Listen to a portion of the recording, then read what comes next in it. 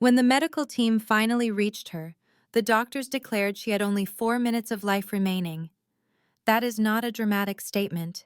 It is a clinical fact. A mere 4 minutes separated Irene Flores from a silent, lonely end on the cold concrete floor of a dark parking structure. The very man who had once promised to love and protect her for a lifetime, her ex-husband Levi, had used his own hands to crush the life from her body. He had wrapped his powerful fingers around her delicate neck, applying a brutal and relentless pressure until her entire world faded and then dissolved into absolute blackness. He squeezed with such force that the tiny blood vessels in her eyes ruptured, painting the whites of her eyes a terrifying shade of crimson. He squeezed until her heart began to flutter in a desperate, panicked rhythm, and then, finally, stopped beating altogether. The paramedics who fought to bring her back called her survival an absolute miracle. They used that word without a second of hesitation. But Irene was beginning to understand a terrible truth they could never see. For women like her, trapped in a world with men like Levi, there are no miracles. There is only the grim, exhausting act of surviving for one more day, and the bone-deep certainty that the monsters who hunt you will always, without fail, return to finish the job. What she could not have known in that moment was that her violent brush with death had just ignited a raging war. And the man who had just declared that war was a predator far more calculating and dangerous than Levi could ever dream of being. This is a story about what true power looks like, because power is the only thing that can ever truly keep you safe. You need to listen to this story, because you need to understand how she finally got it for herself. This entire story is about a single, fundamental truth that every woman who has ever felt trapped needs to understand deep in her bones. When the system you are told to trust completely fails you, real protection does not come from a piece of paper. It comes from raw power. This story is going to expose a painful, heartbreaking lesson that countless women have been forced to learn in the terrifying silence of their own homes. The system is not broken. It is designed to fail you. Those official pieces of paper, the restraining orders stamped by a court, the reports you file with officers who look at you with tired, indifferent eyes, the expensive and hollow promises made by lawyers, none of that can stop a man who truly and deeply believes that he owns you. He will look at those legal documents not as a barrier, but as a personal challenge to his authority. But that does not mean you are fated to fight your personal monster all by yourself. Sometimes, genuine protection arrives from a source you would never, ever expect. From a dark and hidden world you never even knew existed right alongside your own. And sometimes, the only force on this earth capable of stopping a vicious, relentless predator is an even bigger, more intelligent, and more patient predator.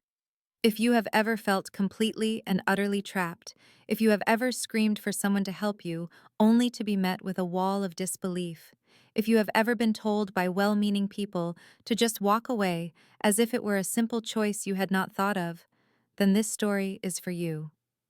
Before we go any further, I want to connect with all of you who are listening right now. Please, take a moment to leave a comment and just let me know where in the world you are watching from today. And if the story of Irene's struggle is resonating with you, I would ask that you subscribe to this channel, because the story I am going to share with you tomorrow will leave you absolutely breathless. Now let us go back to the precise moment that altered the course of her entire life, forever. The hospital room she woke up in was a sterile, unforgiving world of blinding white. The very air she struggled to breathe in tasted of harsh, stinging chemicals and sharp antiseptic, a constant and unwelcome reminder of how close she had come to the very end.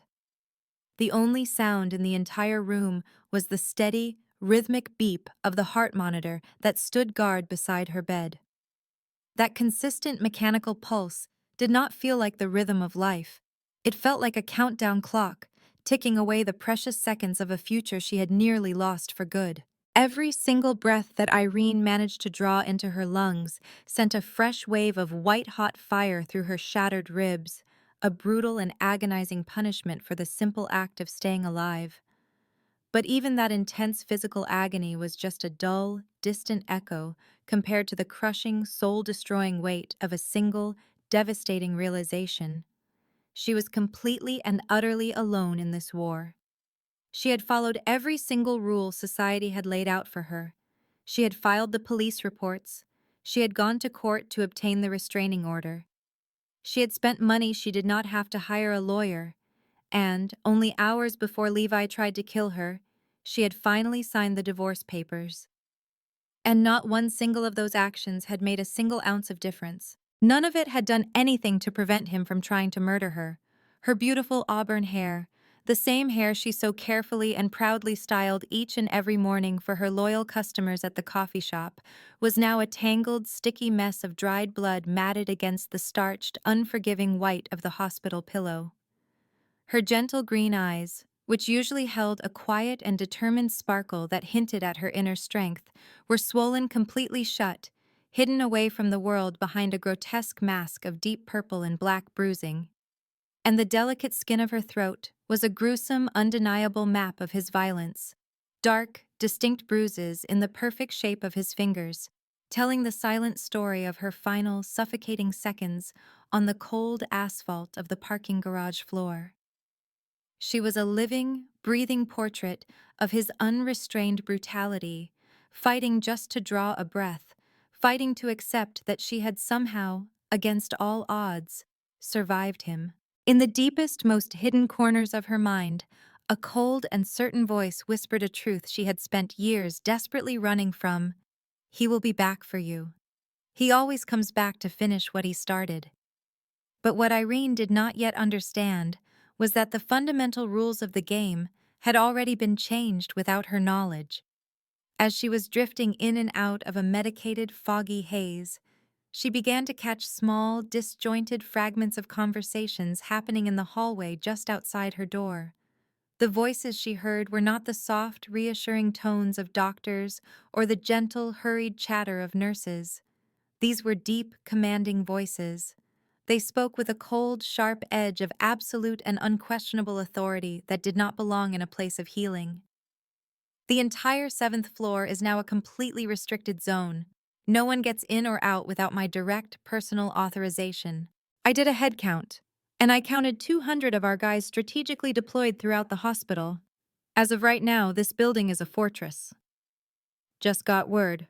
Parrish is on site. Benjamin Parrish came here himself. That name, Benjamin Parrish, sparked only a faint, hazy flicker of recognition in the fog of Irene's injured mind. She had a vague, distant memory of seeing his serious face in newspaper headlines, always printed next to powerful words like influential and untouchable. He was some kind of major, high-profile businessman in the city, a man who moved in circles she could not even imagine. To her, however, he was just a regular customer who came into her coffee shop several times a week. He was a quiet, incredibly intense man who always chose the exact same corner booth, hid himself behind a newspaper, and radiated a strange, powerful calm that somehow felt both profoundly safe and deeply dangerous at the same time. She had absolutely no idea that for the last 8 months, this same man, this Benjamin Parrish, had been carefully and quietly watching her. She did not know that he had noticed the almost imperceptible way she would flinch whenever the front door of the shop slammed shut a little too loudly. She did not know that he had seen the subtle, persistent tremble in her hands as she poured coffee during the quiet, lonely afternoon hours. He had memorized the deliberate way she never, ever allowed herself to look at her own reflection in the large front windows of the shop, as if she could not bear to see the person looking back at her. And she certainly had no idea that the very instant Levi's hands had closed around her throat, the entire vast and hidden empire of Benjamin Parrish had erupted with a single, furious, and unyielding purpose. You are going to want to see what happens when a powerful and secretive crime boss decides to declare a personal war on behalf of a quiet coffee shop owner he has never even spoken a single word to. What he does next for her is going to take your breath away. In that very moment, Just beyond the thin, sterile walls of her quiet hospital room, a secret army had descended upon St. Mary's Hospital. It was Ben's army. In less than an hour, they had turned the entire sprawling building into an impenetrable fortress under his command. 200 men, all of them armed, lethally efficient, and loyal only to him, had materialized from the city's deepest shadows as if they were ghosts. They now controlled every single entrance and every single exit to the hospital. They silently monitored the feed from every security camera in the building. They vetted every doctor, every nurse, and every single staff member who even attempted to set foot on the 7th floor. The violent, chaotic storm of her husband's uncontrollable rage had finally passed. But a far more organized, more disciplined, and more dangerous tempest was just beginning to gather its strength around her. Irene's life was now inextricably and permanently linked to the most powerful and feared man in the entire state. She was no longer just Irene Flores, the quiet, struggling owner of a small neighborhood coffee shop. Without her knowledge or consent, she had become the singular, driving obsession of a crime lord who had just risked his entire criminal empire on the simple fact of her survival. The truly staggering price of her salvation, and the identity of the mysterious man who had paid it without a single moment's hesitation, was about to completely shatter everything she thought she knew about safety, about power, and about the true, unimaginable darkness that lurks in the hearts of men. The overpowering chemical smell of antiseptic was the sensation that finally pulled her back into a harsh reality that felt much more like a waking nightmare. Irene's fractured, wounded mind slowly began to piece together the terrifying sequence of events that had brought her to this place. Just yesterday evening, a lifetime ago, she had secretly met with Mr. Harrison, a divorce attorney who had been recommended to her by a kind, elderly customer at her shop. That meeting in his quiet, peaceful, book-lined office had felt both incredibly terrifying and unbelievably liberating at the same time. After 7 long and brutal years of escalating abuse, after countless broken bones and even more broken promises, after all the hospital visits she had lied about to friends and family in order to protect him, Irene had finally summoned the courage to sign the papers that would set her free. She could still feel the heavy weight of the pen in her hand, and she could still remember how it trembled as she wrote her name on the divorce filing, officially ending her marriage. She could still see the look in Mr. Harrison's kind eyes. It was a mixture of profound professional respect and deep, genuine concern for her safety. She remembered the incredible feeling of walking out of his office and thinking, for the very first time in nearly a decade, that she might actually be able to escape him and build a new life. That single, beautiful glimmer of hope had lasted for exactly 43 minutes. When she returned to her car in the rapidly darkening concrete parking garage, Levi was already there, waiting for her. He was leaning casually against her driver's side door, with his arms crossed over his broad chest, and his face a perfect, terrifying, emotionless blank. That blankness was always the most dangerous sign of all. His rage, when it finally erupted, was like a sudden, violent volcano. But the chilling, dead emptiness that always came before it was somehow so much worse. It meant that he had already made his decision about what he was going to do. "I found the business card for the lawyer," he said, and his voice was so eerily and unnaturally calm that it made her skin crawl with a cold, familiar dread. "The one you tried to hide under the floor mat in your car? Did you honestly believe I would not check there, Irene?" Her blood turned to ice in her veins, and a sickening wave of nausea washed over her, making the world tilt on its axis. "Levi, please," she began to beg, her voice a weak and trembling whisper. "Do not do this." "Did you honestly believe," he broke in, his voice becoming a venomous and hateful whisper that coiled in her ear, "that you could ever just leave me behind? Did you truly think that miserable little coffee shop of yours could ever be a shield against me? You belong to me, Irene. You have always belonged to me, and you will continue to be mine until the very moment you draw your last, final breath." What came next was not some sudden explosion of uncontrolled rage. It was deliberate. It was precise. It was a brutal lesson, meticulously planned to shatter her from the inside out, her body, her mind, and her soul. He was not merely striking her, he was methodically proving an undeniable point with every single calculated impact. Her existence, her physical form, her entire future, all of it was his property, and his alone. The absolute final thing her mind could hold on to was the crushing, unbearable pressure tightening around her throat. She remembered how her entire world had compressed into one tiny, shrinking pinprick of light, and the faraway, fading scream of sirens echoing through the distant city streets. Now, as she lay in this cold and sterile hospital room, Irene understood a new and horrifying truth with absolute clarity. Even if she managed to survive this ordeal, even if her fractured bones knit back together and the deep, purple bruises eventually vanished, Levi would inevitably come for her again. He would always be able to find her. He would never, ever stop. The restraining order she had fought with every ounce of her strength to obtain was nothing more than a useless piece of paper. The divorce petition she filed was just meaningless ink on a page that offered no real defense. In this world, the only thing that could ever truly stop a monster like Levi was power, a raw, overwhelming, and absolute force that he could never dream of challenging or overcoming. But where could a woman like her, a woman who had absolutely nothing left, ever hope to discover that kind of strength? Keep listening, because the answer to that impossible question is about to walk directly through her hospital room door. Two silent, imposing figures maintained a constant vigil over her hospital bed, one positioned on each side like unmoving sentinels. The first was a tall and incredibly sophisticated woman, dressed in a costly, perfectly tailored dark suit that spoke of immense wealth and authority.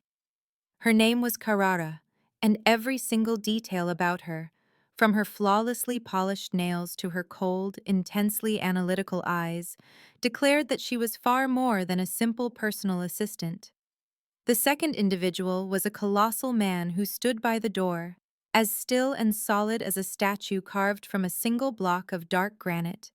His rigid, unwavering posture and his constantly scanning, observant gaze were the clear products of years spent in some form of elite military training. Neither of them uttered a single word to Irene. They did not offer any gestures of comfort, nor did they provide any kind of explanation for why they were there. Whenever the nurses came into the room to check her vital signs, they moved with a nervous and hurried efficiency, keeping their eyes locked firmly on the polished floor. They completely avoided any attempt at small talk. They never once asked Irene how she was feeling or if she needed anything. They just performed their required duties with hands that visibly trembled and then escaped the room as if they were fleeing a predator's lair. This profound silence and the palpable fear from the hospital staff only deepened Irene's sense of complete and terrifying isolation. Even through the throbbing, persistent fog of pain, Irene began to recognize that the details of her situation were deeply wrong. The flowers resting in the shadowed corner of the room were not the kind of cheerful, inexpensive bouquets that friends typically bring to a hospital.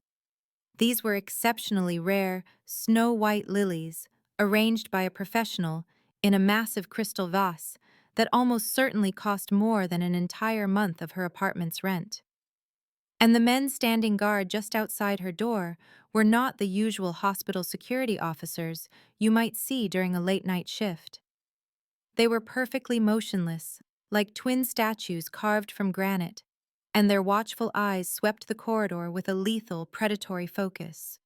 Their quiet, menacing presence was an unspoken promise of swift and terrible violence to anyone who dared to pose a threat. "You have awakened, Miss Flores," Carrara finally said, her voice unnervingly calm and devoid of any emotion. "You are a patient at St. Mary's Hospital. Your medical condition is now stable, and I want to assure you, you are under our absolute and unwavering protection." Protection? The single word was a dry and agonizing rasp that tore at Irene's throat. It felt like she was trying to swallow shards of broken glass just to speak. Protection from what?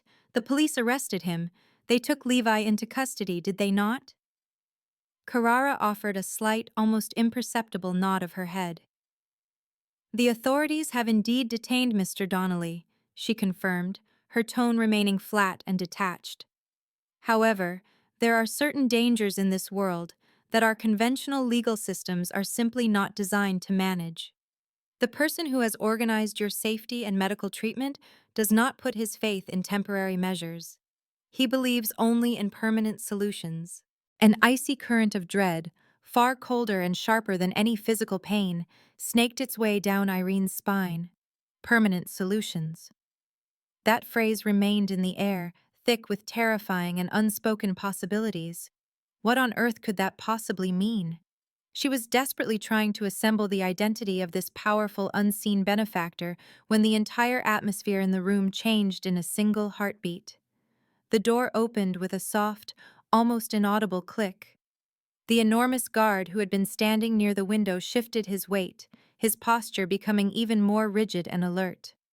Carrara, who had seemed the very picture of control, immediately straightened her back, turning to face the entryway with a profound deference you would only reserve for royalty. A man stepped across the threshold. He was tall, and the dark, impeccably tailored suit he wore did little to hide the powerful, muscular physique that lay beneath it.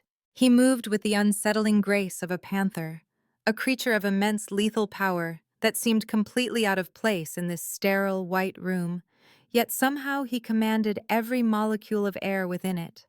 His hair was as black as a moonless midnight, his jaw was a sharp study in hard, resolute lines, and his entire presence radiated a dangerous competence that could only have been forged through years of conflict and violence.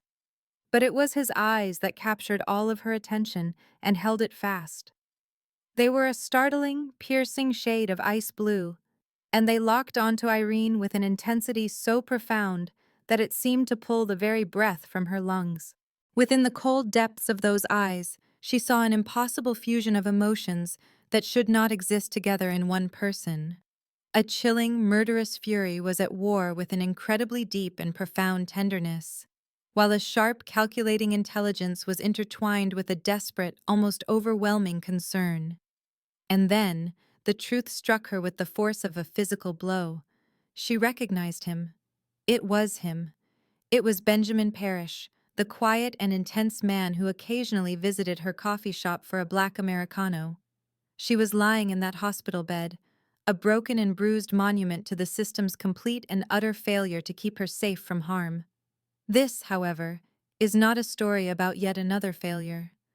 This is a story about how real power, the kind that operates far above the law, can shield the vulnerable when every other defense has been shattered. You will want to stay to see for yourself how true, undeniable justice is finally served. Benjamin began to walk toward her bed, and his every step was filled with the unhurried confidence of a king surveying his domain. It felt as if every single tile on the hospital floor, every person within the building's formidable walls, was his personal property to command as he saw fit.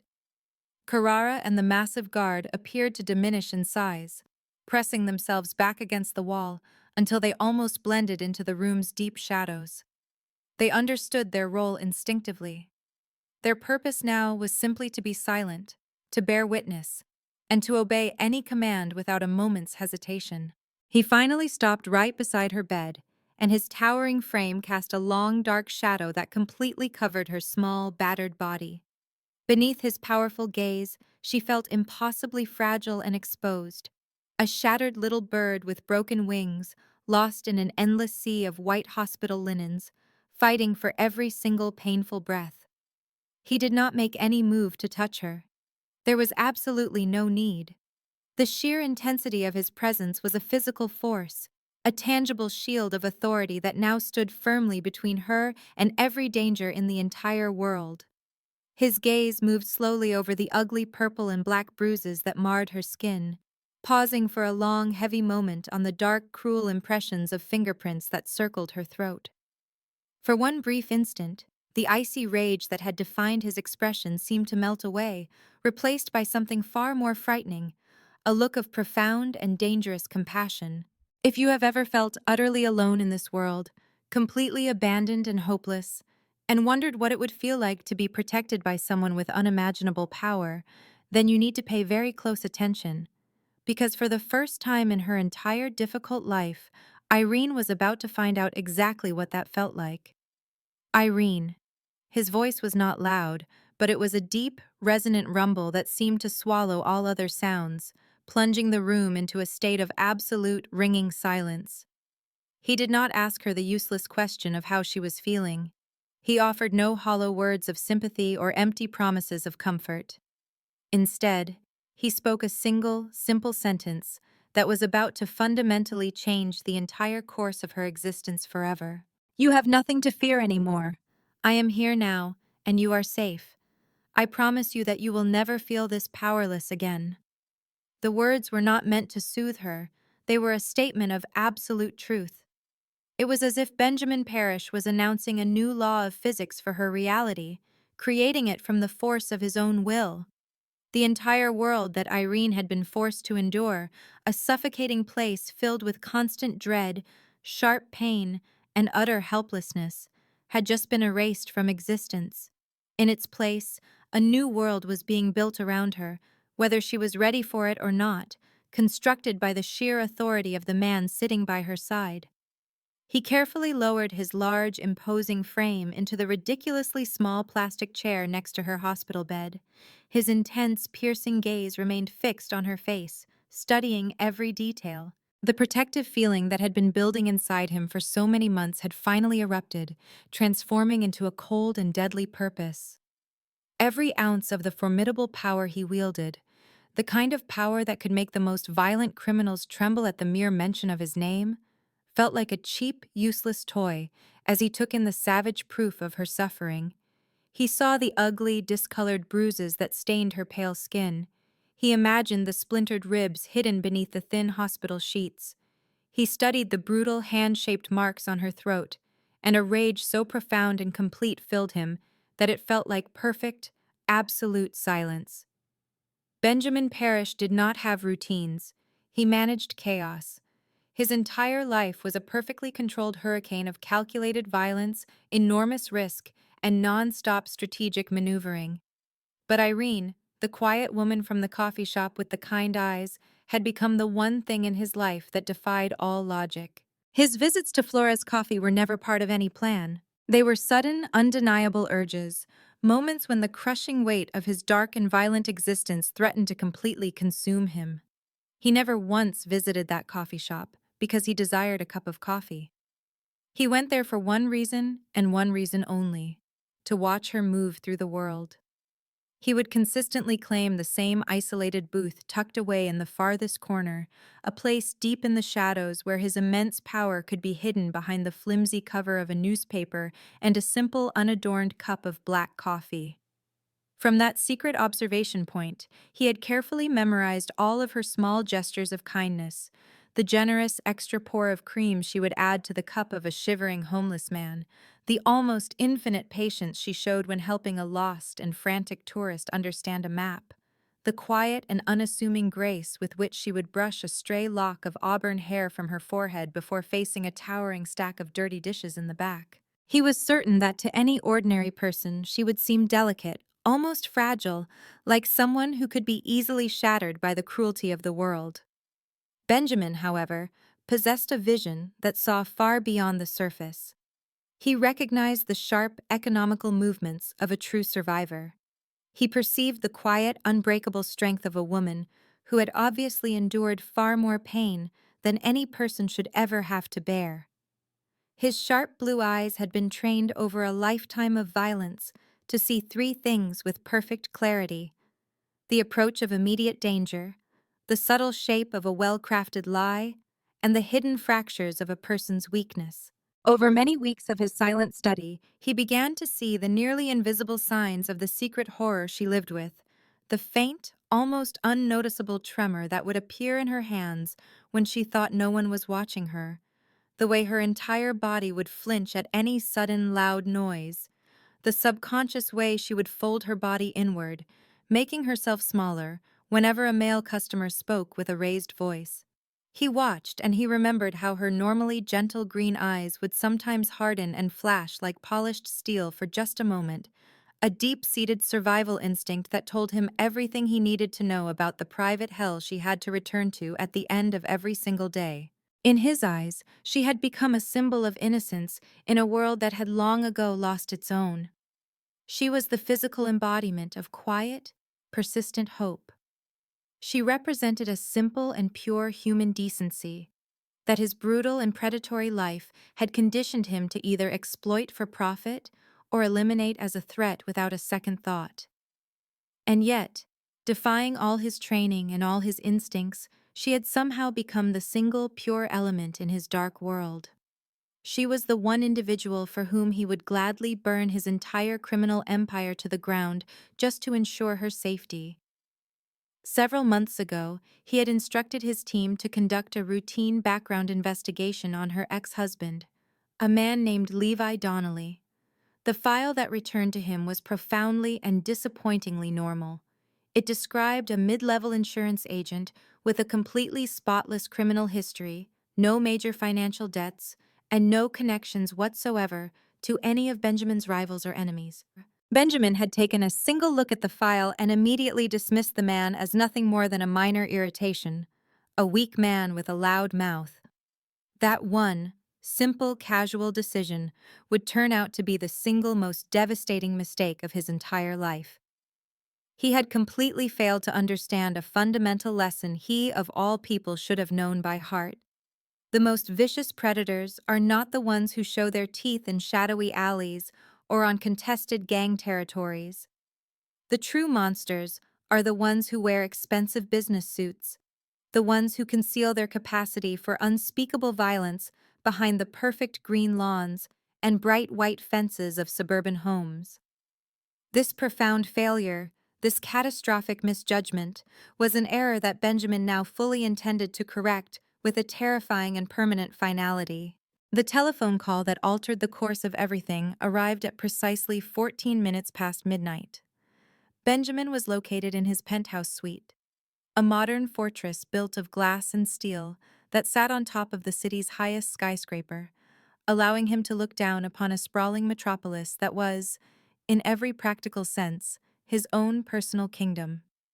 He was in the process of reviewing the incredibly complex shipping logistics for an incoming black market shipment worth tens of millions of dollars when his secondary, completely encrypted phone let out a single, sharp chirp. That sound was reserved for only the most urgent, life-or-death communications. The voice on the other end belonged to one of his informants, a man he had placed deep within the city's emergency dispatch system. The man's report was delivered in a cold, professional tone that somehow made the horrific words feel even more real. A female victim had been discovered, the result of what was being called extreme domestic violence. Her name was Irene Flores. Her medical status was listed as critical. The initial field diagnosis from the emergency medical technicians included severe blunt force trauma to her head and torso, suspected massive internal bleeding, and a partially crushed trachea. The paramedics estimated that when they found her, she had been less than 4 minutes away from death. The report ended with the information that the person responsible, her ex-husband Levi Donnelly, was already in the custody of the police. The series of facts hit Ben with the force of a physical blow, cracking the perfect emotional control he had taken a lifetime to construct. His legendary composure did not just break, it completely dissolved into a silent, ice-cold emptiness. Into that new void, a terrible and perfect clarity began to form, a pure and systematic rage that showed him the only path forward. An official arrest was a meaningless gesture, a useless piece of public theater. The justice system was a corrupt performance, designed to give ordinary people a false sense of security, but never to deliver real consequences to the wicked. Levi might spend a few years in a prison cell, which would be nothing more than a temporary inconvenience. He would eventually be released, not changed for the better, but made worse. He would emerge older, filled with an even deeper bitterness and intent on finishing the monstrous work he had started. That was a possible future that Ben would absolutely never allow to happen. True power, he knew, existed for one reason: to protect those who could not protect themselves, and he was about to provide a masterclass on what that principle truly meant. You must understand what is about to happen, because this is the kind of justice that is born when all other systems have failed. Ben did not raise his voice. He did not even move in his chair. His actions were perfectly calm and deliberate as he reached for his primary phone. He dialed a single number, a direct line to Marcus, his most efficient and most feared lieutenant. Ben uttered only 3 words. "It is time." His voice was not loud. It was a quiet whisper that was heavier than a gravestone. On the other end of the connection, the sound was so cold and so full of violent promise that Marcus, a man who feared no one on earth, involuntarily took a step backward. "I want every single one of our operational assets activated immediately," Ben continued, his voice remaining low and steady. "I need 200 of our men to form a perimeter around St. Mary's Hospital in less than 60 minutes. I am authorizing a complete tactical lockdown of the entire facility. No one is to enter that building, and no one is to leave it, without my direct authorization. And Marcus," Ben added, "I need you to start digging. Find every secret, every debt, every dark corner of Levi Donnelly's life. I want his entire world taken apart piece by piece and laid out for me to inspect before the sun rises." The events that began to unfold over the next few hours would become a terrifying and unforgettable lesson in the true nature of Benjamin Parrish's power and influence. You need to pay close attention, because the storm he was about to bring down upon this city was of a scale that most people cannot even begin to imagine. The fulfillment of his orders was not merely quick, it was instantaneous, surgically precise, and utterly overwhelming in its sheer efficiency. In the space of only a few minutes, the entire massive and complex machinery of the parish organization, a sprawling, clandestine empire that controlled international shipping lanes, held a monopoly on local construction projects, and ruled the city's entire criminal ecosystem with absolute authority, shifted its immense focus. The complete and undivided power of this hidden global superpower was now aimed like a weapon at a single goal: protecting one broken woman as she lay fighting for her life in a hospital bed. The mobilization that Marcus set into motion was designed to happen in 3 distinct, perfectly coordinated, and devastating waves. The plan started with the Watchers, the silent first move in a much larger game. This initial phase involved 4 men from the Zero Unit, each one driving an ordinary black sedan that blended perfectly with the city's traffic. They did not arrive in a rush.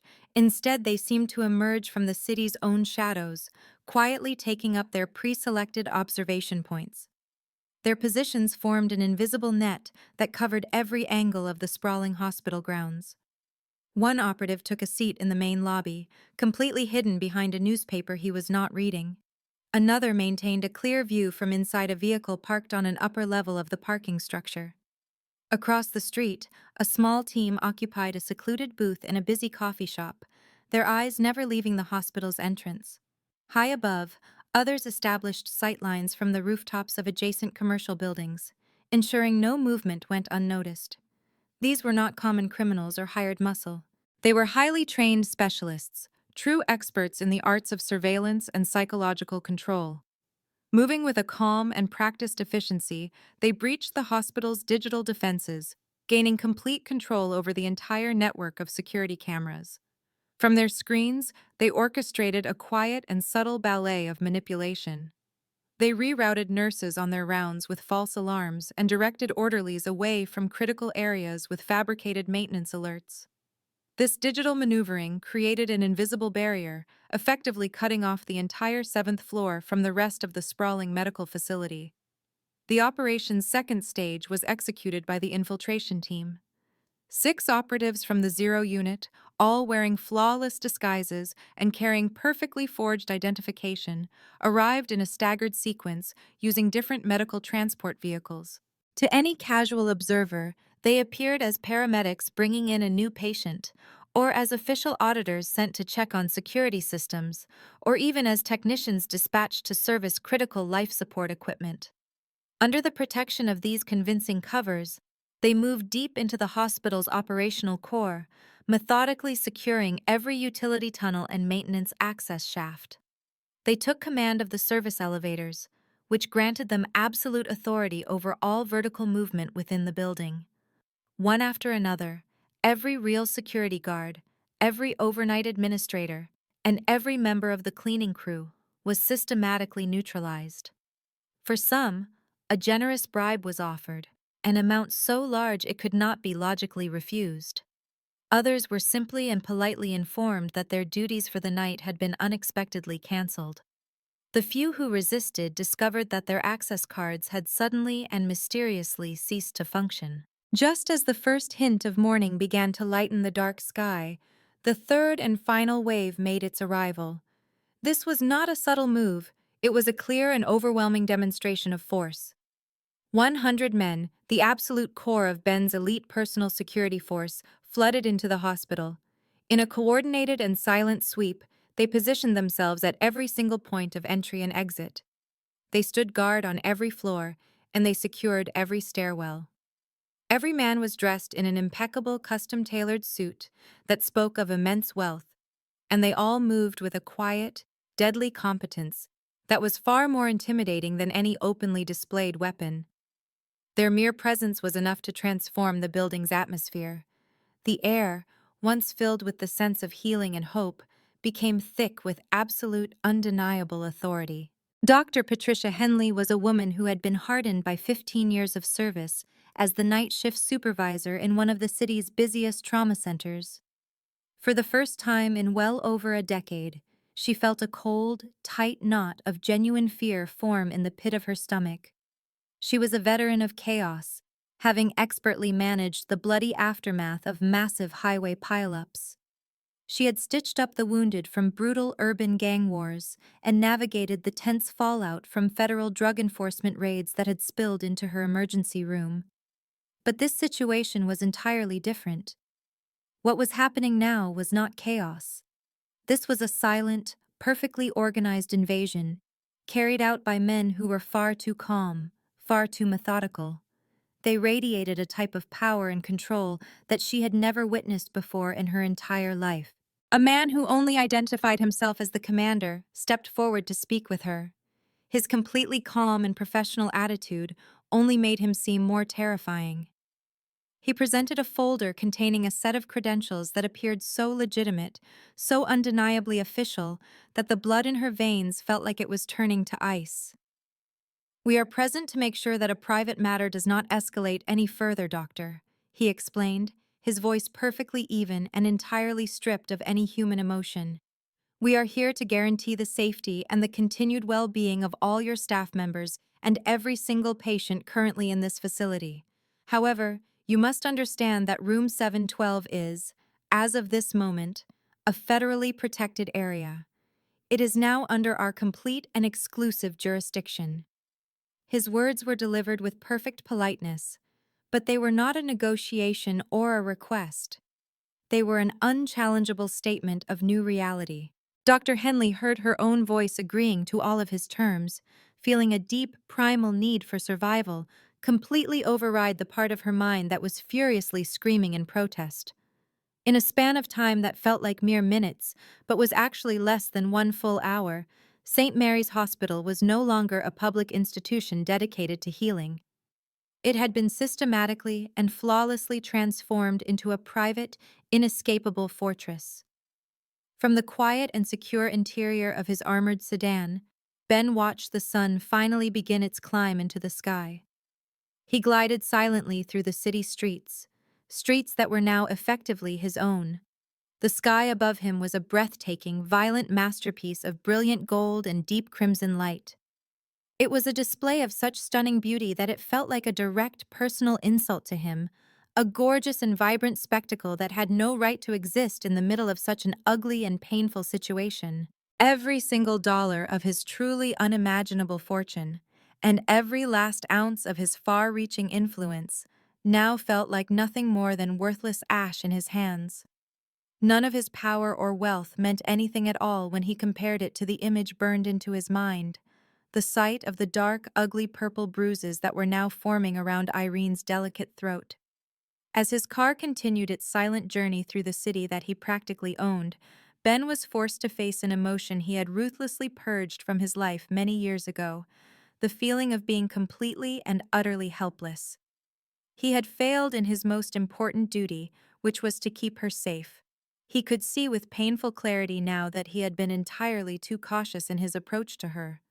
He had been far too restrained, obsessed with trying to find a normal, gentle path into her life. He had spent his time waiting for the perfect, soft opportunity to present itself, and during that foolish and costly delay, Levi had come brutally, dangerously close to extinguishing the one and only source of genuine goodness in his dark and violent world. That monumental and unacceptable failure was coming to a definite and permanent end right now. He finally stepped out of the vehicle, and the heavy door closed behind him with a solid, final sound that echoed his resolve. He walked through the main hospital lobby, which was now his private territory. As he approached, every one of his soldiers immediately straightened their posture, their bodies snapping into a state of rigid, disciplined attention. He moved through their ranks with the powerful and deliberate stride of a king entering his royal court, but the invisible crown of power that he always wore now felt heavy, cold, and deeply tarnished by his grave mistake. The elevator ride up to the seventh floor felt as if it stretched on for an entire lifetime. With each floor the car slowly passed. The glowing number on the display felt like another deliberate step toward a final confrontation with the raging storm of raw, violent emotions he was desperately fighting to keep contained. He finally reached his destination and stepped out into the hallway, pausing for a moment just outside the door to room 712. He took a single, long, deep breath, consciously forcing himself to build a solid wall of control around the chaos churning inside him. He was a man who understood the nature of destruction on an intimate level. He had, after all, built a global empire upon its principles. But he knew that witnessing the evidence of her destruction would be an entirely different and unbearable category of pain. He pushed the door open with a gentle touch, his footsteps making no sound as he walked toward her bed. His large, imposing body cast a long shadow that fell completely over her small, broken form, as if his presence alone could shield her from any more harm from the world. Seeing her lying there, the brilliant auburn of her hair matted with patches of dried blood, her face swollen and discolored by the attack, and the distinct, finger-shaped bruises that circled her throat, unleashed a silent, white-hot fury deep inside of him. It was a type of rage so absolute, so profound, that it threatened to completely shatter the ironclad self-control he had spent decades cultivating. "Irene," he said. He spoke her name, and the single word was a raw, possessive sound in the sterile quiet of the room. "You are safe with me now. I am giving you my personal word. You will never have a reason to be afraid of anything ever again." She had been wronged in the worst way, left powerless and broken by a man who was supposed to love her. But in this sterile, quiet hospital room, a new and undeniable truth began to take shape. True power is the only thing that can guarantee protection. This is the story of how she learned that lesson, so stay with me to see how it ends. Irene floated back to the world of the living on a slow tide of agony. Before she saw anything, before she even felt the searing pain in her chest, she heard a sound that was completely out of place.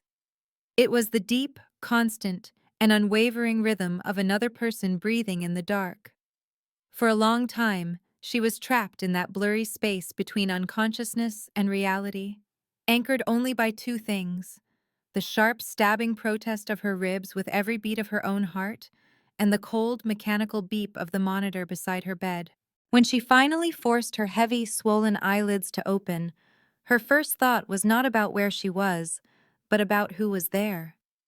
The presence in the room was immense, a silent weight in the air. This was not the clinical observation of a nurse doing her rounds. This was the coiled, patient energy of a panther waiting for its moment. Benjamin Parrish was sitting perfectly still in the uncomfortable plastic chair they had placed next to her bed. He was not sleeping.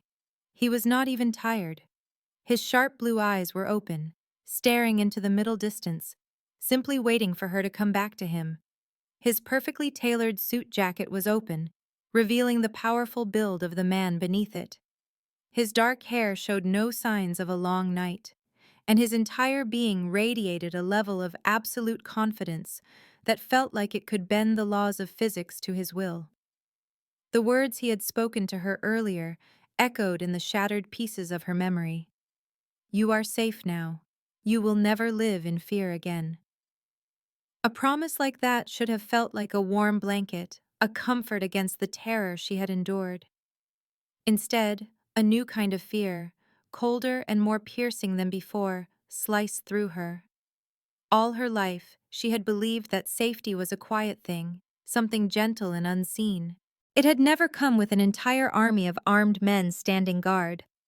She tried to shift, to push herself up on her elbows to understand her surroundings, but the bruised muscles in her side screamed with a blinding, fiery pain. The movement ripped a small, sharp cry from her throat before she could stop it. In less than a second, Ben's head turned toward her. The speed of his movement from absolute stillness to razor-sharp focus was so fast it was unsettling, a reaction far quicker than any normal person's. "Do not move," he said. His voice was low and quiet, but it held the weight of an unbreakable command, leaving absolutely no room for argument. He rose from the chair with the smooth, controlled power of a great hunting cat. He reached out, placing a hand gently on her forearm, his touch surprisingly careful as he made sure to avoid the map of bruises that covered her skin. "The doctor was very specific in his orders," he said, his voice softening slightly. "You have torn muscles and serious internal bruising. Your only responsibility right now is to lie still and heal. That is not a request." Irene's mind was too foggy to really understand the medical terms. Her throat felt tight and raw, a phantom pain that was a chilling memory of Levi's hands wrapped around it just hours before. But the immense, silent way this man took up all the air in the room created a different kind of pressure. It was a weight that had nothing to do with violence, but it was just as suffocating. "Who are you, really?" The question was a torn, ragged whisper, the words forcing their way past the knot of fear that had formed in her throat. For a long, silent moment, he just watched her, his expression unreadable. Then, he finally answered. "I am Ben. I was a customer at your coffee shop." His answer was calm, simple, and explained nothing at all. "No." The word was barely a sound, but deep inside her shattered body, a small, stubborn spark of defiance ignited. "That is not what I am asking you. I can hear the nurses whispering in the hallway when they think I cannot hear. I see how the doctors look at you, the way they walk into this room like they are afraid of breaking something. This place does not feel like a hospital anymore. It feels like a military base. The man I remember from my shop was a quiet man. He drank black coffee and he read the paper. That quiet man does not have 200 men standing guard outside." Ben did not try to lie to her or dismiss her words. He just walked over to the window, his steps measured and deliberate. He reached out and adjusted the angle of the blinds, softening the bright morning light that was falling across her bruised face. Only then did he turn back to look at her. "My full name is Benjamin Parrish," he said, his voice perfectly even. "I am the man who saved your life. I am also the man who controls a very large portion of the unofficial business that takes place in this state. The police have a very thick file with my name on it. In that file, they call me a crime boss. The men who work for me call me the chairman. And you, Irene, you have only known me as your quietest customer." The truth did not just surprise her. It hit her like a physical force, knocking the breath from her lungs and leaving her completely stunned. Benjamin Parrish. There was not a single soul in the city who did not know that name. It was a name that meant absolute and total power, a name that was only ever whispered alongside rumors of hidden fortunes and brutal acts of violence that never saw the light of day. He was supposed to be a legend, a scary story you told to frighten people, not a real man who sat in her coffee shop and ordered a simple Americano.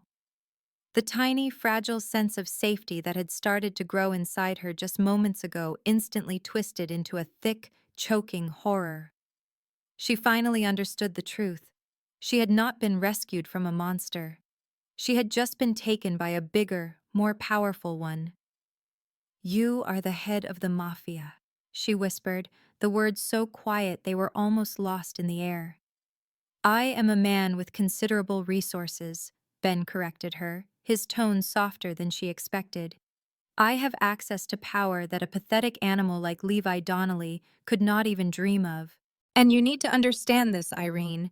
He was less than 4 minutes away from killing you. The security you see everywhere is not for show. It is absolutely essential. Levi may be weak, but he has friends in his ugly little world. More than that, he has a sick, twisted idea that he owns you. He will not stop coming for you. But I give you my word, neither will I." Irene's mind was spinning, desperately trying to make sense of the two different men who were now the same person. There was the quiet, polite customer who would sometimes give her a small, almost shy smile.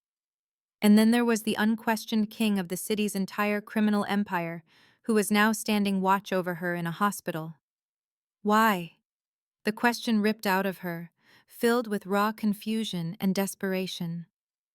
"Why are you doing any of this for me? You do not know me. I am nobody. I am just a woman who runs a small coffee shop, a woman who is trying to get out of a violent marriage." Ben walked back to her bedside, but he did not sit down this time. Instead, he did something that shocked her completely. He slowly kneeled down on the cold, sterile hospital floor.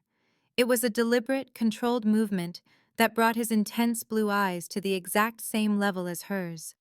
The gesture should have made him seem less powerful, less intimidating. Somehow it had the opposite effect. It made his focus on her feel sharper, more total, and more absolute. "It started a few months ago, just by watching you," he admitted, his voice dropping into a low, almost intimate register. "In my world, you did not make any sense. You were an anomaly. I saw you work from before the sun came up until long after it went down. I saw the kindness you showed to people even when you were clearly exhausted. I started to see the little things. The way you would jump if a customer raised their voice. The way you always wore long sleeves. The careful way you would never look at your own reflection." A muscle in his jaw tightened, the only sign of the anger he was holding back. "I knew you were hurting, so I had my people look into Levi. It was a simple background check at first, nothing deep. The reports that came back showed nothing. They described him as a pathetic man, but a normal one. That was my failure. It was an arrogant, unforgivable mistake. I judged him by the face he showed the world, when I should have been looking for the monster he was hiding. I wanted to meet you in a normal way, without the shadow of my world getting between us. I was waiting like a fool for the right time to speak to you." His hand rested on the white sheet next to her arm, and his knuckles went white from how tightly he was clenching his fist. "And because I waited, he put you here. When my men called me from the emergency room, when they told me about your injuries, when they told me you were 4 minutes from dying, I finally understood. My patience was not a virtue, it was a selfish weakness. And it almost cost me the only good thing I have found in years. In that exact moment, your safety stopped being a priority. It became an absolute. This fortress, all of these men, all of this is what happens when I finally understand that I am not allowed to fail you ever again." Irene found herself trapped in a dizzying storm of contradictory emotions. The first feeling that hit her was the sharp, painful sting of betrayal. The shocking realization that the kind, gentle man who had rescued her was in fact a monster, a figure feared by nearly everyone. This was followed immediately by the cold, sinking dread of being indebted to Benjamin Parrish, who was known to be the most powerful and most dangerous man in the entire state. But deep beneath all that fear and confusion, Another, more shocking emotion began to surface. A profound and overwhelming sense of pure relief.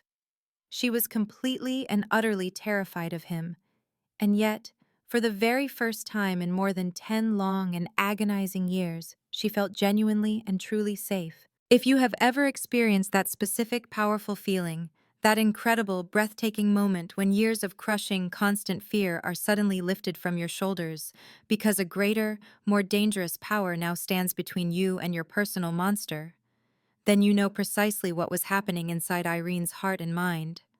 I urge you to keep listening, because the events that are about to happen next will show you what real, absolute protection actually looks like. What about Levi? She finally managed to ask, her voice so fragile and weak it was barely a whisper. What is going to happen to him now that you are here? The kindness that had warmed Ben's features evaporated, leaving behind a countenance as hard and cold as forged metal. The apex predator she sensed beneath the surface was no longer hidden. It was now unleashed, commanding the entire room with a heavy, unspoken menace. He spoke with a chilling lack of emotion. The authorities have taken him into custody. But the formal justice system is a broken machine.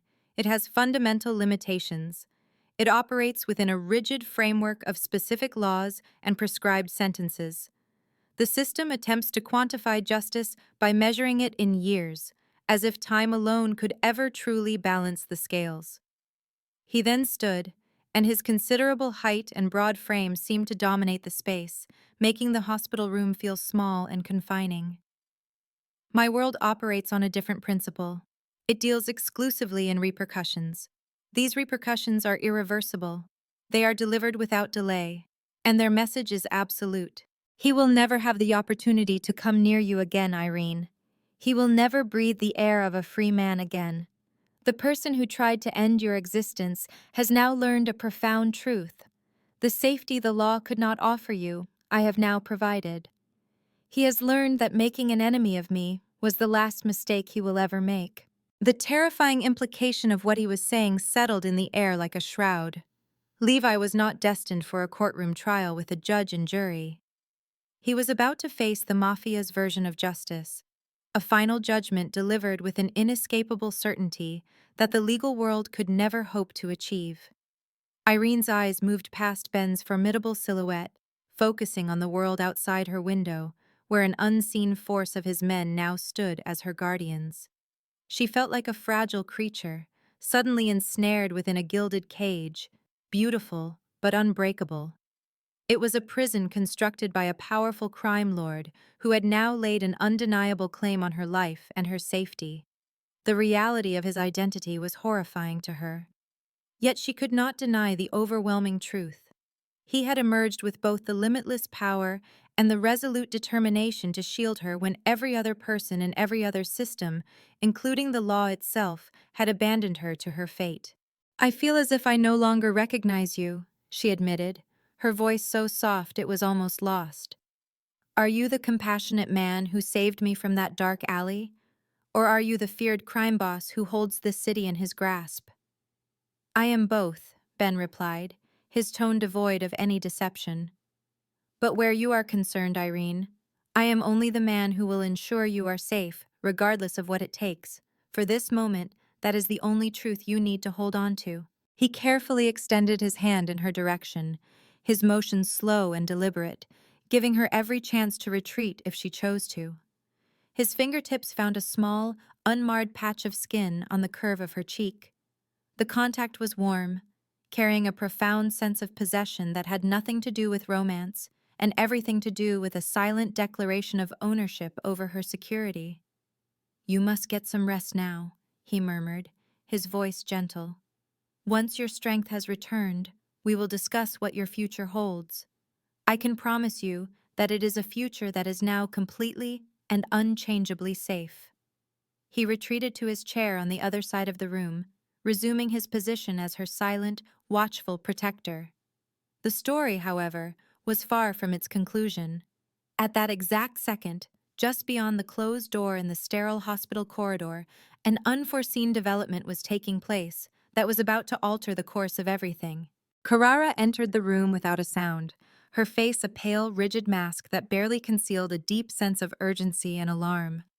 She went straight to Ben's position, bending down to whisper a rapid, hushed message directly into his ear. Whatever she told him caused his entire frame to go rigid, every muscle locking into a state of absolute stillness. "Repeat that," he ordered, his voice so low it was more menacing than any roar could ever be. "A surveillance unit intercepted a phone call," Carrara said again, her tone just as quiet. "Levi Donnelly placed it from inside the police precinct. He made contact with an individual named Frank Mercer. They shared a cell in prison, and Mercer was paroled 6 months ago. The man has an extensive history of contract violence." She paused, taking a steadying breath. The communication was brief and to the point. Levi promised him $50,000 to complete the job he failed to do. "He wants you dead tonight." Irene felt a paralyzing coldness wash through her, an icy flood that stole the air from her lungs. Even behind bars, even with an army of 200 men standing guard, Levi was still actively orchestrating her murder. Some of you who are listening to this right now know this feeling deep in your bones. It is that shattering moment of awareness when you realize your tormentor will never stop. They will never give up, no matter what barriers you put in their way, no matter how great a distance you try to create. Irene was experiencing that profound and awful truth in real time. What she couldn't yet grasp, though, was that she was finally being guarded by someone who possessed the absolute power to make him cease his efforts, permanently. Ben betrayed no hint of distress. His cold, controlled expression remained unchanged, but the very air around him seemed to thicken and crackle, charged with a lethal intent so potent that it made Carrara instinctively take a full step away from him. "What is Mercer's current position?" Ben inquired, his voice a low, steady rumble. "Our team has him under observation at a motel on 5th Street. It appears he is preparing to depart."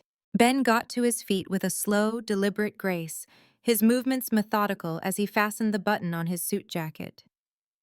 When he spoke again, his voice was surprisingly soft, almost a whisper, but the words themselves were imbued with the absolute certainty of death. "I want him neutralized before he even has a chance to leave that motel parking area. I want him to have a moment of clarity in the final seconds of his worthless life to comprehend exactly whose adversary he chose to be this evening." "And Carrara?" "Yes, Chairman," she responded, her tone instantly formal and professional.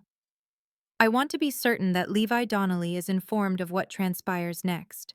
I want him to know that every single asset he attempts to deploy, every pathetic strategy he concocts, and every single breath he takes from this moment on is a gift that I am personally allowing him. And I want it made perfectly clear to him that this gift can be rescinded at any moment I see fit." He shifted his gaze back to Irene, and for a split second, the impenetrable mask of cold fury seemed to dissolve. What replaced it was an expression that looked shockingly like profound tenderness. "You are going to be all right," he vowed to her, his voice low and sincere. "I will personally guarantee it. When I return to this room, the person who threatens you will no longer be a part of this world." With that, he turned and strode from the room, leaving Irene alone with 2 unmoving guards and the staggering, awe-inspiring knowledge that this man would stop at nothing, absolutely nothing, to honor the promise he had just made to her. This is the definition of true safety, the kind of protection that is backed by immense and utterly ruthless power. Do not go anywhere, because the events of the next few hours are about to show you the full, terrifying extent of what Benjamin Parrish was willing to do. Frank Mercer never made it out of that motel parking lot. The precise sequence of events that occurred there was never made public, but the warning that was issued that night was received with perfect and chilling clarity. By sunrise the next day, every player in the city's underworld, from petty criminals to corrupt officials, understood a new and inviolable law. Irene Flores was to be considered completely off-limits. To cause her harm, to speak her name with ill intent, or to even entertain a negative thought about her, was to sign your own death warrant, one that would be executed without trial or delay. Back in his cold jail cell, Levi Donnelly received a guest who was not on any approved visitation schedule. The man was one of Ben's operatives, carrying the identification of a court-appointed lawyer. "Your hired help, Mr. Mercer, will not be arriving," the man stated with an unnervingly pleasant smile. "As a matter of fact, nobody will be arriving for you ever again." "You have made a catastrophic miscalculation, Mr. Donnelly. You mistakenly believed that the steel bars of this facility would protect you. You were wrong. There is not a single place on this earth you can go where you will be safe from what is coming. Every single morning you wake up is a new day that Mr. Parrish has generously permitted you to exist. I highly recommend you use that time for some quiet and meaningful self-reflection." The man's polite smile never wavered. He slid a single photograph across the small table that separated them. The image was of Frank Mercer's now vacant motel room. On the perfectly made bed rested a single stark white lily, a clear symbol of death. Then, without another word, he stood up and departed. Levi Donnelly was never heard from again, and he never made another attempt to contact anyone about Irene. But Ben's response was not over. He was nowhere near finished. When he returned to the hospital, he re-entered Irene's room with a satellite phone pressed to his ear. The conversation she was about to overhear would reveal the true scope of his retribution, and she would finally understand how absolute his revenge was going to be. "Marcus," Ben's voice was calm and controlled as he spoke into the device. "I require you to set in motion an anonymous, comprehensive financial investigation into the insurance firm.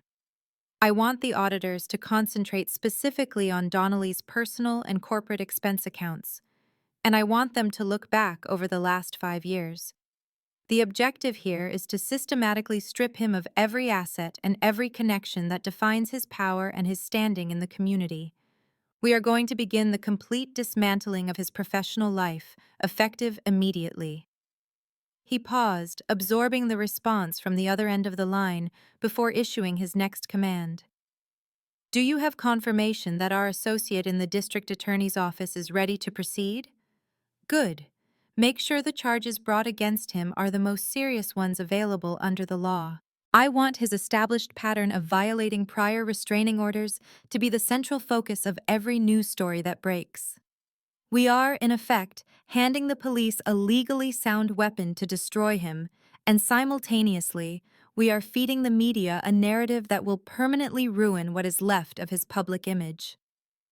Irene listened, suspended between a state of sheer wonder and a profound, chilling fear.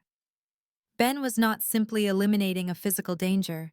He was methodically, surgically, and completely erasing Levi Donnelly from existence, one piece, one relationship, and $1 at a time model. Just as Ben was finishing his call with Marcus, his private phone started to ring once more.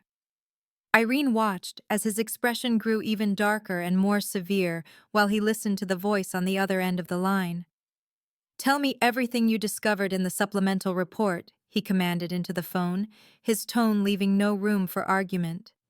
"I want you to focus on his past relationships. What did our complete background investigation manage to uncover about them?" As he listened to the reply, his face hardened, transforming into a mask of pure glacial fury that was terrifying to behold. "His fiancée in Chicago, the one from back in 2018, he said, his voice dropping to a dangerously low and quiet level. "The file says there was an anonymous police report that was filed. It detailed significant property damage and what was described as an accidental injury. I want you to tell me exactly why that criminal case was never pursued by the authorities." He paused, listening intently to the explanation. "And what about his wife, the one before Irene?" "There was a sudden and extremely expensive divorce settlement. That settlement included a strict non-disclosure agreement. I want you to find her immediately. And when you finally locate her, I want you to tell her that she is safe from him now, and I give my personal guarantee that she will remain safe from him forever." He disconnected the call with a hard, decisive sound, then his full attention landed on Irene. His blue eyes were not just angry, They burned with a fierce, protective fire that was entirely for her. Levi Donnelly is not some husband who lost his temper, he began, his voice low and steady. He is a hunter. He is a predator who has spent a lifetime mastering the art of hiding his evil. He uses his fortune and his team of lawyers to crush anyone who tries to speak out against him. What he did to you was not a one-time mistake, Irene. It was a pattern. He has done this exact same thing to countless other women. He paid for their silence with settlements and non-disclosure agreements. He sent investigators to dig up dirt on their families. He threatened them until they became so terrified that they simply disappeared. You are not the casualty of a broken marriage. You are the survivor of a monster who seeks out good women and systematically destroys them.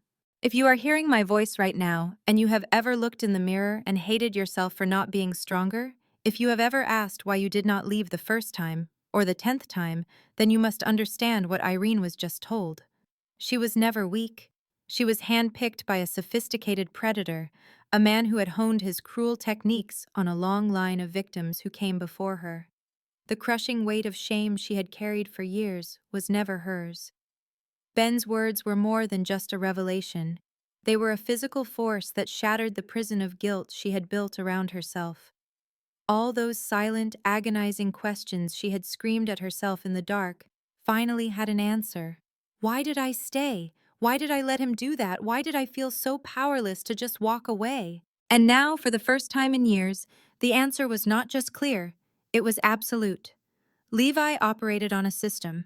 His abuse was not random. It was a well-rehearsed performance, polished through years of practice on other women just like her. The weakness she felt was not a flaw in her character. It was a cage he had expertly built around her, piece by painful piece. That suffocating blanket of shame, the one that had made it hard to breathe for so long, finally dissolved. It evaporated from her shoulders, and in the space it left behind, a cold, clean, and righteous anger began to grow. The money, she whispered, her voice a ghost of what it once was. A long-forgotten piece of gossip, a cruel little story from years ago, suddenly erupted in her memory with perfect clarity. The huge settlement he paid his first wife. He told everyone his parents lost their entire life savings in a bad investment to explain it. Ben gave a slow, grim nod, confirming the awful truth. He is going to pay for every last bit of it. Not just for what he did to you, but for every woman he ever broke. The justice system will put him in a physical prison. That is the easy part. My organization will make sure that for the rest of his miserable life, he is trapped in a mental one. We will make certain he can never forget the face of every single woman he victimized. He will live with their memories every day until he dies. That will be his true punishment. For a period of 72 agonizing hours, Benjamin unleashed a storm of retribution against Levi Donnelly. This was not a chaotic act of rage. It was a campaign executed with the chilling precision of a military operation. Every single move had been planned for months, each step designed to dismantle a life with maximum force, and the entire sequence unfolded without a single flaw. The comprehensive financial audit that Benjamin had set in motion acted like a corrosive acid, eating through the facade of Levi's professional world and exposing the rot underneath. What the auditors uncovered was not a simple mistake or a one-time lapse in judgment. They found a deeply ingrained pattern of criminal behavior stretching back years, including systematic embezzlement of company funds and a brazen, long-term fraud involving his expense accounts. The fallout was not delayed. It was immediate and absolutely devastating. In less than 48 hours, Levi's career was over. He was not simply let go or laid off with a polite explanation. He was terminated for gross misconduct, a black mark on his record that effectively ended his professional life. This meant he received no severance package, no benefits, and was left with a permanent stain of shame that would make him unemployable in his field. The public demolition of his character started with a single, untraceable message sent to every major media outlet in the city. The anonymous tip detailed a horrifying pattern of domestic violence linked to a prominent local insurance executive. Within just a few days, Levi Donnelly's face and name were inescapable, plastered across local news broadcasts and dominating the headlines of every news website. The story became a firestorm when his first wife, now legally unburdened, agreed to a televised interview. A team of lawyers, secretly funded by Benjamin, had systematically invalidated the non-disclosure agreement that had purchased her silence for so many years. She was finally free to speak her truth to the world. At the exact same time, his financial existence was being methodically starved of oxygen. As part of the expanding official investigation, every single one of his bank accounts was frozen solid. His credit cards were declined. His house, the symbol of his false success, was immediately pushed into foreclosure. The people he had once called his friends, the colleagues who had laughed at his jokes, and even members of his own family started to create distance, severing ties until he was left completely and utterly alone in the wreckage of his life. Locked away inside a stark and freezing jail cell, Levi Donnelly finally had to confront the official charges that had been levied against him. The grave accusation of attempted murder, the brutal reality of aggravated assault, and the calculated crime of intimidating a witness. As he sat there waiting for his trial to begin, a terrible and overwhelming clarity finally dawned on him. He came to the unavoidable conclusion that he had intentionally provoked an adversary he could never hope to outmaneuver, could never successfully threaten, and from whom he could never escape. His entire existence had been constructed on a foundation of manipulating other people, but that source of power had now been completely extinguished. He had channeled all of his malice and cruelty into the singular goal of destroying one woman. But in that vicious and hateful crusade, he had unintentionally awakened something far more terrifying, a monster far more dangerous than he could ever be. Irene witnessed the complete collapse of his world from a safe distance. She followed the news updates first from her hospital bed, then from the quiet comfort of a private recovery suite that Benjamin had arranged for her without a word. Eventually, she settled into a beautiful and highly secure apartment that he owned. A very large part of her was still profoundly afraid of Benjamin. She was intimidated by the sheer, almost limitless scope of his influence, the shadowy and mysterious world he so clearly commanded, and the cold, frightening efficiency with which he made things happen. However, she could not deny one simple, overpowering truth. For the first time in more than 10 years, she was finally able to take a full, deep breath. For the first time since the day she married Levi Donnelly, she could close her eyes at night without the paralyzing terror that this might be the night he finally succeeded in taking her life. The constant choking sensation of dread that had been the background music to her every waking moment had not just faded, it had vanished completely. It was simply gone. In its place, something entirely new had taken root, a deep and profound awareness of the incredibly dangerous man who had made her safety his personal, non-negotiable mission. She was beginning to understand that his immense capacity for danger was being used as a shield to protect her, not as a threat against her. It was a powerful weapon that was aimed outward, pointed directly at anyone in the world who would ever think of harming her again. And within the secure walls of that powerful protection, Irene began to rediscover a feeling she had long believed was lost to her forever. She was finally finding true, uninterrupted peace. 3 weeks after she was released from the hospital, Benjamin came to visit her at the new apartment. When she pulled the door open, he was just standing there in the hallway, and for the first time since she had known him, he appeared hesitant, almost unsure of himself. His typical aura of absolute command and unwavering control had disappeared.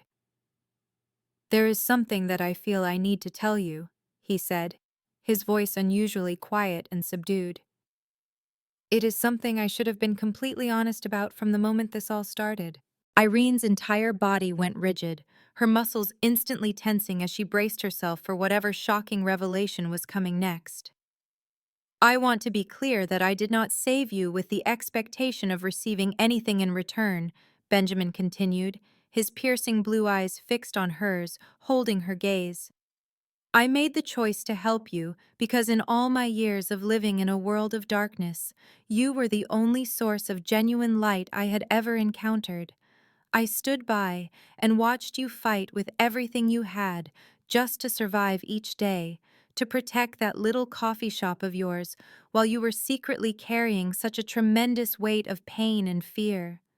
Witnessing your strength and resilience every single day, it caused a fundamental shift in something deep inside of me.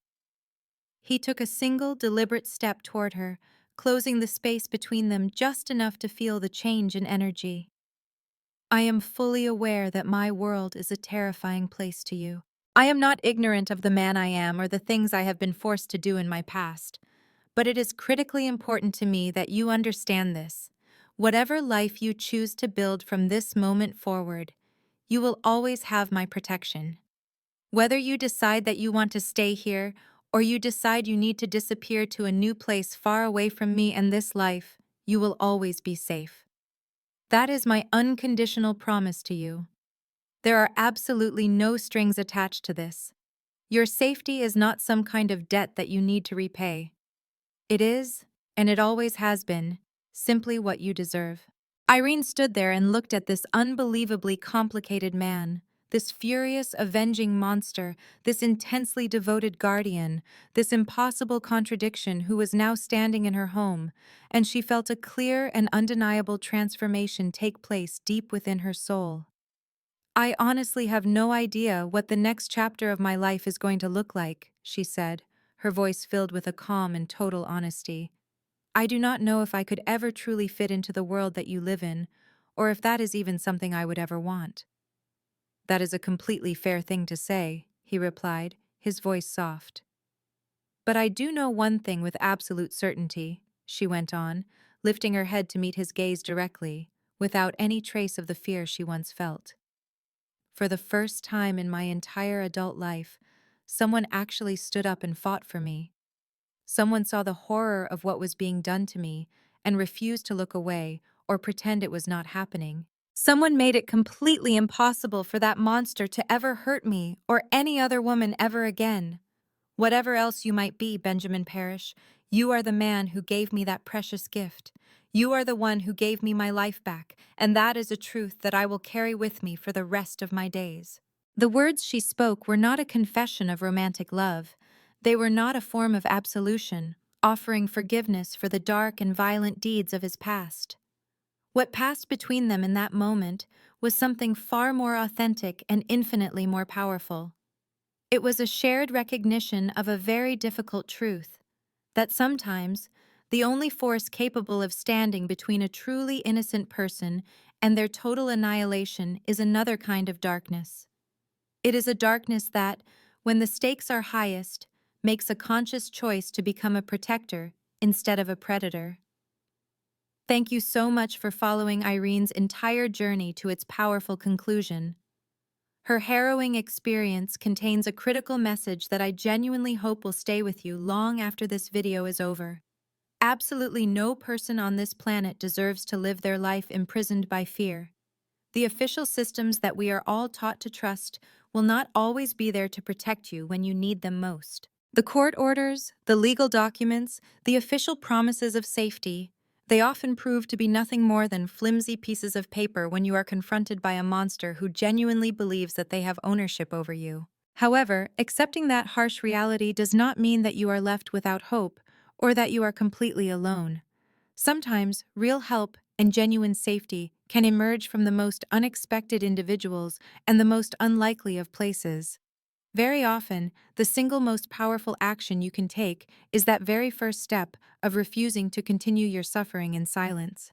Sometimes, finding justice is about summoning that small spark of courage required to sign a legal document, to make one incredibly difficult phone call, or to simply force yourself to believe, even when it feels like the entire world is against you, that you are absolutely worthy of being safe. Irene not only survived her ordeal, but found her freedom because she took that one critical first step. Every single positive thing that came after was a direct result of that single, courageous act of defiance against her abuser. If this story resonated with you on a deep emotional level, If it acted as a reminder of the strength you hold inside yourself, or if it brought to mind someone you know who desperately needs to hear this message, please consider taking just a moment to click the like button and share this video. Your subscription to this channel is incredibly meaningful to me. It is the support that allows me to continue discovering and sharing more stories exactly like this one. Stories of amazing women who refuse to allow themselves to be broken. I invite you to go down to the comment section below and share with me. Which specific moment in Irene's difficult journey had the most significant emotional impact on you? I make it a personal promise to read every single comment that you take the time to leave, and I would be truly honored to hear your personal thoughts on her story. And after you have done that, please be sure to click on the video that is now appearing on your screen. The next story is already prepared and waiting for you, and I can assure you, it is an incredible tale of survival that you are not going to want to miss. All of the content that you find on this channel was created through a meticulous process of in-depth research, dedicated writing, and careful manual editing performed by our entire team. Our primary goal is to bring you powerful stories that contain meaningful lessons and deliver true emotional value. Every single narrative we choose to produce is designed with one single purpose in mind: to inspire you, to empower you, and to serve as a constant reminder that no matter how dark or hopeless your situation may seem, you are never truly fighting your battles all by yourself. The most important lesson from Irene's story is crystal clear. You are not weak because you stayed. You were never, ever the problem. Abusers like Levi spend years carefully perfecting their insidious methods of psychological and emotional control. Your only job right now is to focus on taking that one crucial first step, making one phone call, signing one document, or allowing yourself one single moment of believing that you deserve to be safe. That one solitary act of personal courage has the power to change everything that comes after. If this story has given you a renewed sense of hope, or if it has reminded you of your own incredible inner strength, please take just a moment to hit that like button. Share this video with someone in your life who really needs to hear this message today. And if you have not yet done so, please subscribe to this channel. Your invaluable support is what enables me to continue bringing you these vital stories of women who absolutely refuse to be broken. Irene's story was a difficult one, filled with moments that can shake you to your core. I need to know which part of her experience connected with you the most. Please leave a comment down below to share your thoughts. Your perspective is incredibly important, and I promise you that I personally read every single one. When you are ready, the journey continues. The next chapter is waiting for you right now in the video appearing on your screen. I can assure you, it is a story you will absolutely want to see. Each story presented on this channel is crafted with tremendous care by our dedicated team. We begin with thorough research, followed by thoughtful writing, and conclude with meticulous manual editing. Our purpose is to share impactful narratives that hold genuine emotional significance and offer valuable lessons about life. Every account is intentionally designed to provide you with inspiration and strength. We want to show that even when circumstances feel impossibly dark, you are never truly without support or hope.